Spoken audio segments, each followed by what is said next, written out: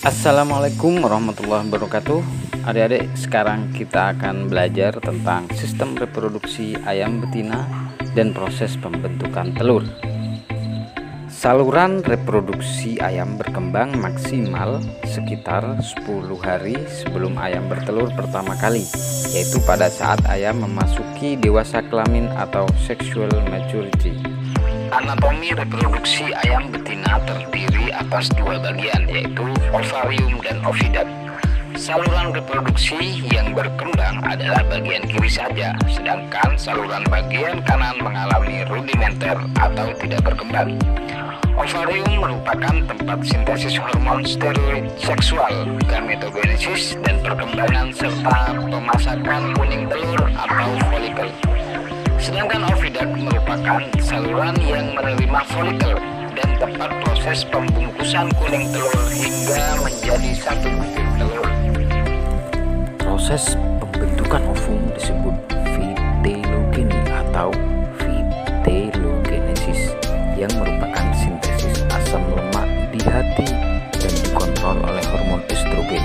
Kemudian oleh darah diakumulasi di ovarium sebagai ovum atau folikel dan dinamakan kuning telur atau yolk. Perkembangan folikel di ovarium karena adanya peran hormon FSH atau follicle stimulating hormone. Folikel dikelilingi oleh pembuluh darah kecuali pada bagian stigma. Apabila ovum sudah masak, stigma akan robek sehingga terjadilah ovulasi. Proses keluarnya folikel melalui robekan stigma atau proses ovulasi ini dikontrol oleh hormon LH atau luteinizing hormone. Selanjutnya adalah ovidak, terdiri dari infundibulum, berfungsi untuk menangkap ovum yang masak pada saat ovulasi. Perbatasan antara infundibulum dan magnum disebut sarang spermatozoa, yang merupakan tempat akhir perjalanan spermatozoa sebelum terjadi pembuahan saat perkawinan. Yang kedua bagian dari ovidak adalah magnum, merupakan bagian terpanjang dari ovidak, kurang lebih 33 cm. Di bagian ini terjadi sintesis dan sekresi putih telur atau albumen kental dan cair.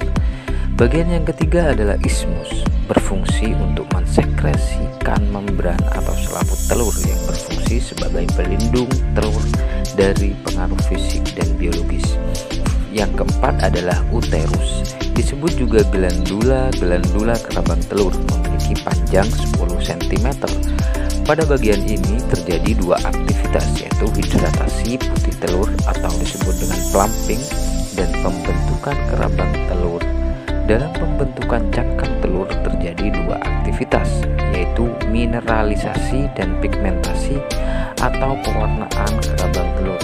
Yang kelima adalah vagina. Di bagian ini terjadi pembentukan kutikula, yaitu lapisan tipis seperti lilin yang berfungsi melapisi kerabang telur bagian dalam. Bagian yang keenam adalah kloaka, merupakan muara pengeluaran telur. Kuning telur berada di infundibulum sekitar 15-30 menit. Proses pembungkusan kuning telur oleh albumin atau putih telur di dalam magnum berlangsung selama 3,5 jam.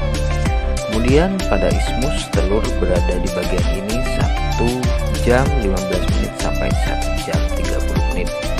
Kemudian pembentukan kerambang telur di dalam uterus merupakan tahapan paling lama, yaitu 20-21 jam.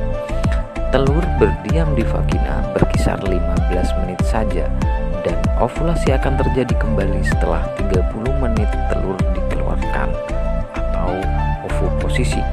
Sehingga di total waktu yang diperlukan dalam memproduksi satu butir telur adalah 25-26 jam per butir telur. Maka jelas, dalam sehari ayam hanya bisa memproduksi satu butir telur saja. Baiklah, itu penjelasan tentang saluran reproduksi ayam betina dan proses pembentukan telur.